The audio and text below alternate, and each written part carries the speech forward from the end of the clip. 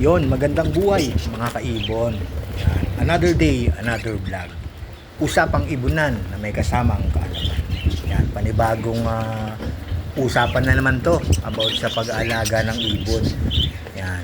Magbibigay ako ng konting tips nga sa pag-aalaga ng ibon at itong ibibigay kong tips na to ay para sa mga newbie at doon na rin sa mga dati na nag-aalaga at sinishare ko lang yung aking nalalaman sa pag-aalaga at tamang-tama to doon sa mga bago sa pag-aalaga ng ibon. Dapat talaga itong malaman nila na ito'y mahalaga nga sa kanilang mga ibon. Yan, pag-uusapan natin itong topic na to at marami tayong mapupulot na tips yan sa pag-aalaga ng ating mga ibon. Yan, bago nga natin umpisan tong topic natin, yan, kung bago nga kayo dito sa aking YouTube channel, ang MBA Lope and Aviary, please like, share, subscribe at don't forget to click the notification bell para updated kayo sa mga bagong video na aking ina-upload. Yan mga kaibon, usapang ibunan na may kasamang kaalaman. Yan, bago natin umpisan itong topic na to, panoorin muna natin ang introng ito. NBA Loft Aviary, fly high.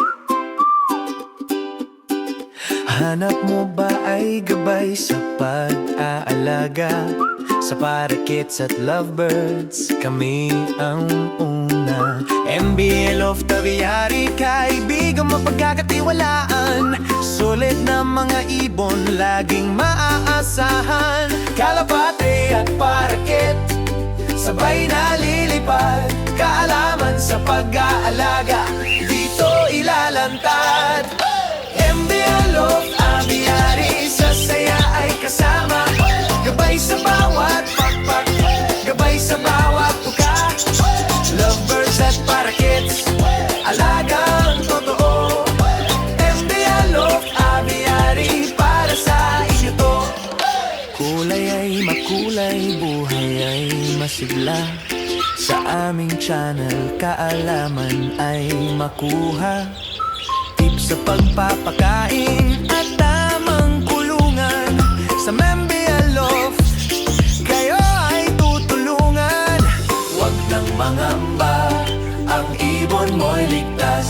Sa gabay naming tapat, saya'y walang wakas. Kalapati at paraket, sabay na lilipad. Kaalaman sa pag-aalaga, dito ilalantad. MBA Loft Aviary, sa saya ay kasama. Gabay sa bawat pakpakpak, gabay sa bawat tuka. Lovebirds at parakeets, alagang totoo. MBA Loft Aviary, MBA Loft Aviary, fly high.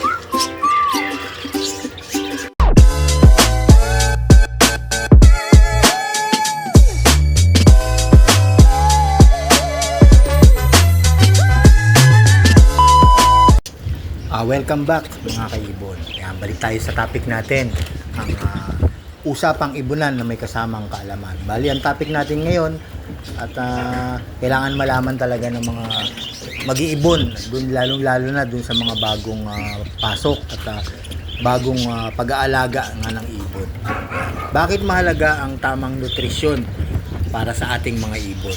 Yan, magandang topic to, kailangan talaga nating aralin mabuti bago nga tayo mag-umpisa mag-alaga ng ibon. Kailangan natin ng tamang mga nutrisyon na hindi lang tayo dapat mag-aalaga. Siyempre alam din natin yung mga do's and don't na sinasabi na kung ano nga ba yung mali or tama para sa ating mga ibon, yung mga binibigay natin bang pagkain, kung tama ba or hindi at bawal sa kanila. Yan, pag-uusapan natin yan ngayon at para malaman din ng mga ibang mag-iibon at ito'y mahalaga talaga. Yan, pa-share na lang itong video natin para dun sa mga kakilala natin or mga kapitbahay na nag-aalaga din. Kung may mga tanong na dapat malaman ay panoorin nila at baka meron silang mapulot na kaunting kaalaman. Yan. Bago natin nga umpisan, syempre nagpakain nga muna ako sa aking mga alagang parakeets. Yan, nagbigay ako sa kanila ng paborito nilang bird seed, white millet at ang Integra 2000. Yan, pinagsama ko sila para solid nga yung nutrition na binibigay nga sa ating mga ibon. Na andyan kasi ang seeds na yan, ayan ang mga pinaka-primary na dapat kakainin ng ating mga ibon kasi naandyan lahat ng nutrisyon at ang Integra 2000 ay nagbibigay ng omega 3 at nagbibigay ito ng lakas sa kanila, lalo na sa mga may mga inakay at nagsusubo ng mga inakay natin at inahin. Yan, umpisahan natin mga kaibon ng ating usapan. Bakit nga ba mahalaga ang tamang nutrisyon sa para sa ating mga ibon. Syempre mga kaibon, habang nagkikwentuhan tayo about dito sa ating topic, ay panoorin na lang natin sila habang kumakain ang aking mga alagang parakeets. Mga kaibon, narito ang mga pangunahing dahilan kung bakit mahalaga ang tamang nutrisyon para sa ating yan. Kung kinakailangan na isulat natin or sa uluhin na lang itong pag-uusapan natin, number 1, syempre malakas na panlaban sa sakit. Yan, kapag balanse ang kanilang kinakain, tumitibay ang kanilang resistensya at hindi sila madaling dapuan ng infeksyon or karamdaman. Doon naman tayo sa number 2, tamang paglaki at pag-unlad. Siyempre mahalaga ito lalo na sa mga inakay upang lumaki ng maayos, tumibay ang mga buto at kalamnan at magkaroon ng sapat na lakas. Kailangan nila itong tamang nutrisyon nga parang pampatibay ng buto at panglapak. Naman tayo sa number 3, magandang kalagayan ng katawan. Bakit nga nasabi na magandang kalagayan ng katawan? Siyempre nakakatulong ito para maging magandang at matibay ang kanilang balahibo.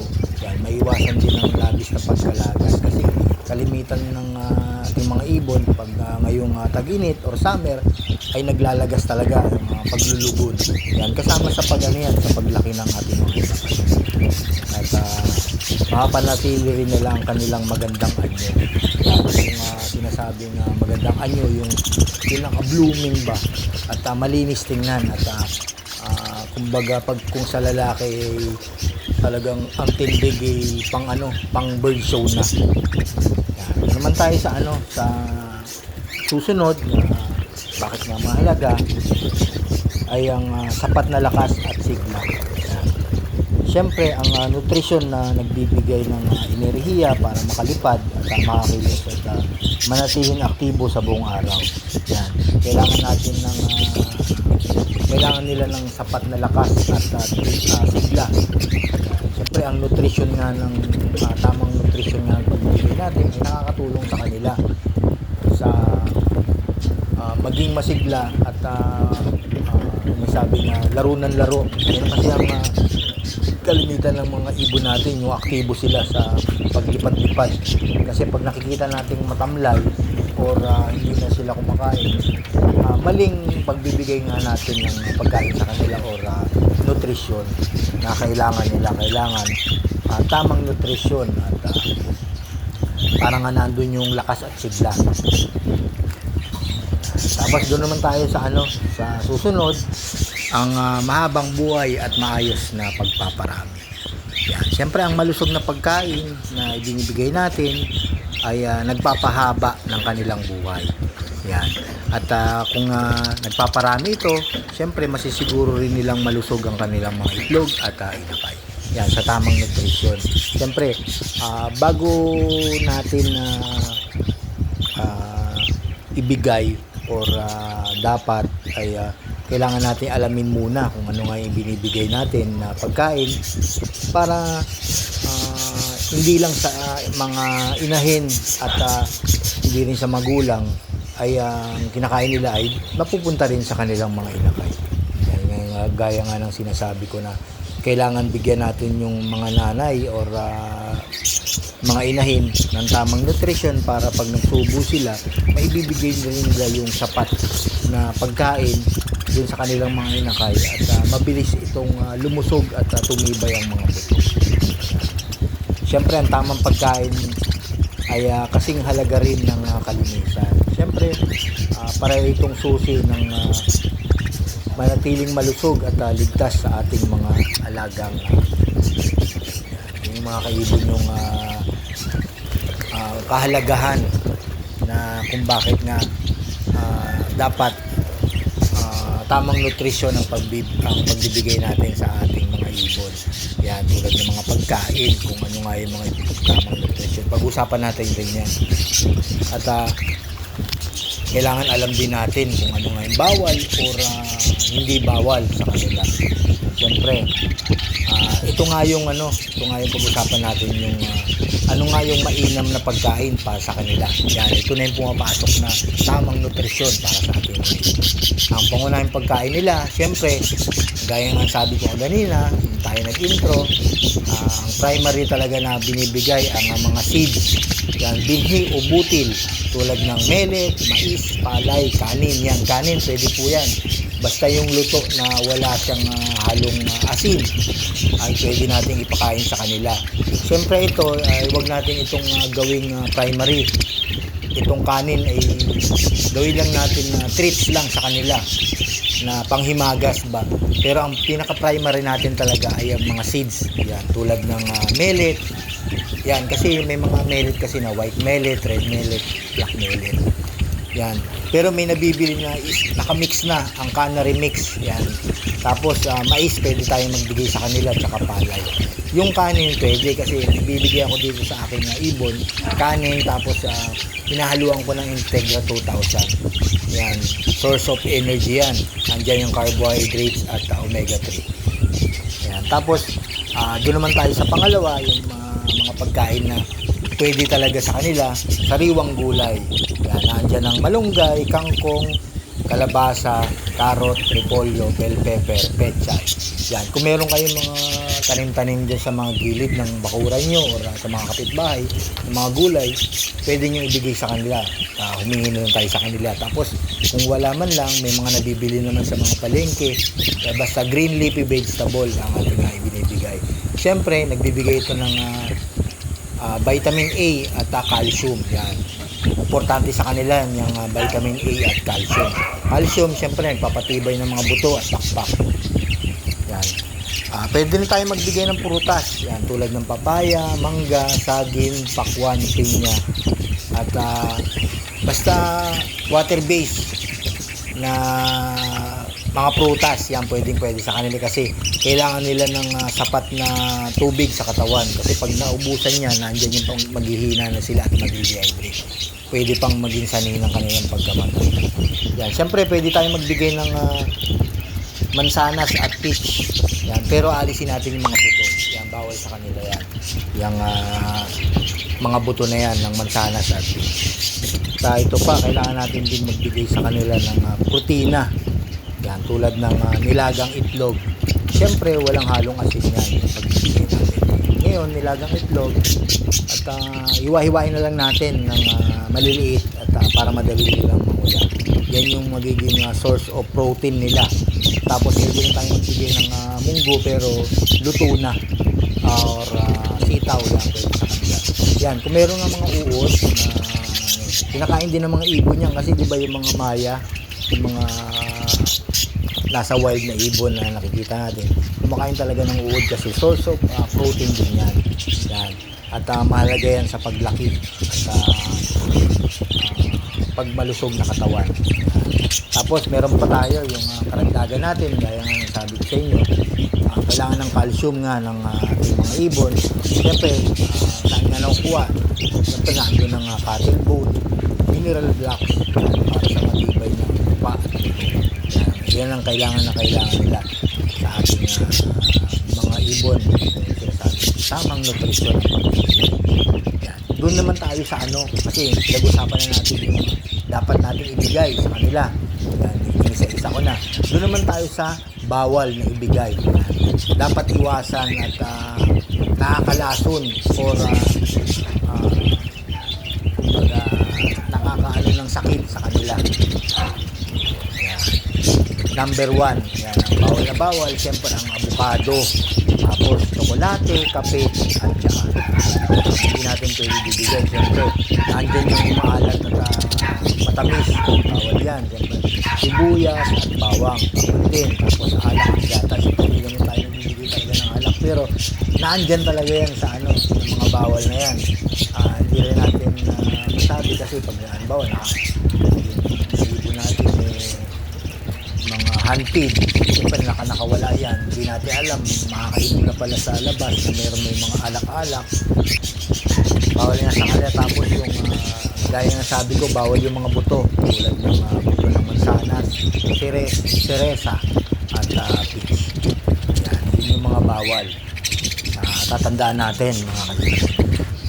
Siyempre kailangan din natin ng bigyan sila ng sariwang tubig araw-araw. Dito sa aking ibunan, ang pagbibigay ko ng tubig every 5 hours, tapos pinapalitan ko agad ng malinis na tubig. Yan. Kasi pag na oras na nadumihan nila yan at mainom, naandyan yung papasok na yung mga bakterya sa katawan at manghihina na sila, naandyan yung pagtatae at mapunta na sa pagkamatay ng ating mga ibon. Yun ang mga dapat natin iwasan. Yan. Malinis na kulungan, tapos iwas sa mga predator na mga pusa, daga, kahit anong ahas yan. Basta yung nakakaano sa kanila, yung pwede silang makain. Iwas natin yan. Tapos tamang ventilasyon, kailangan hindi sila nakatutok sa sunlight o sa araw. O pwede naman silang maarawan pero hindi yung direct. Kaya kung sakaling hindi sa lagayan nyo ng location na pinaglalagyan yung ibon, pwede nyo nang lagyan ng tabing or trapal para hindi na matutukan sila ng init. Dahil bawal na bawal talaga yan. Naandyan yung masusunog sila kasi yung init yan, yung ng araw nakakaano yan, nakakasunog talaga.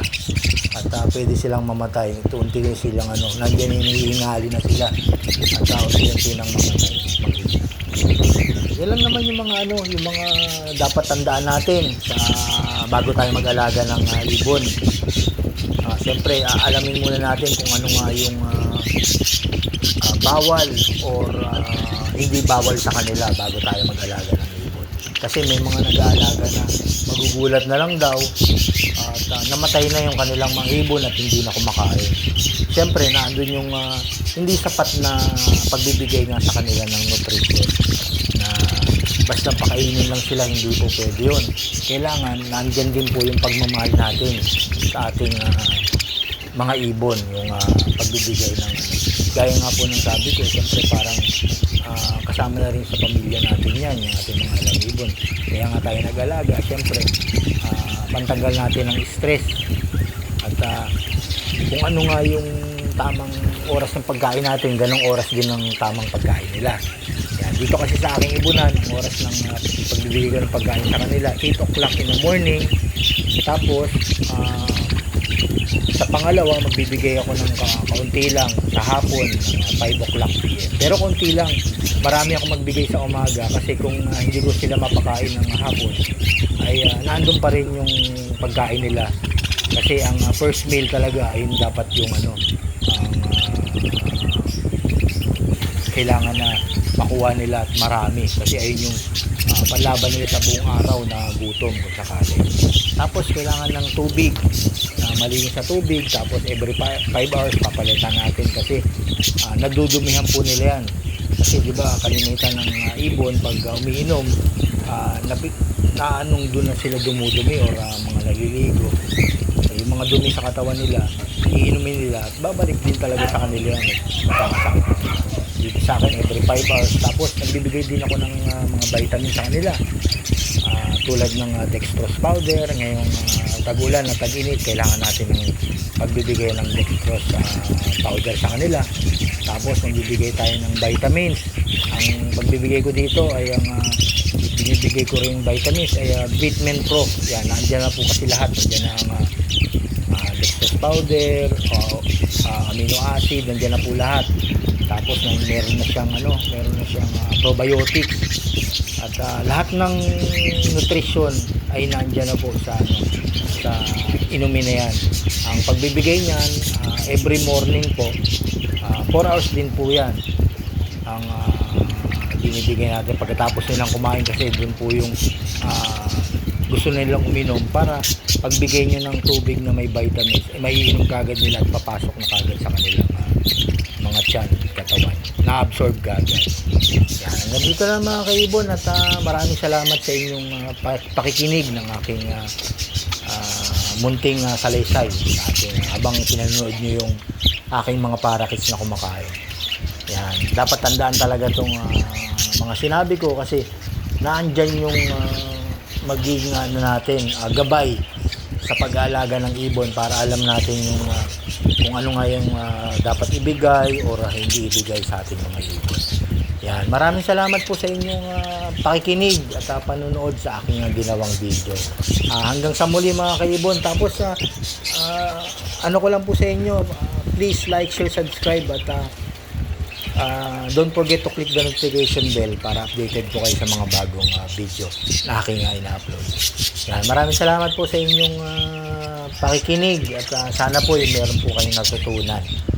At comment na lang po pag may mga tanong kayo, comment na lang po kayo dito sa aking ginawang video para alam po natin na pag-uusapan natin maging maayos. At kung may mga tanong nga kayo na pwede natin pag-usapan, ay gagawa natin ng video para malaman din ng ibang mga mag-ibon. Yan. Pa-share na rin po ang aking ginawang video para malaman po. Diba? Happy breeding mga kaibon. Hanggang sa muli mga kaibon.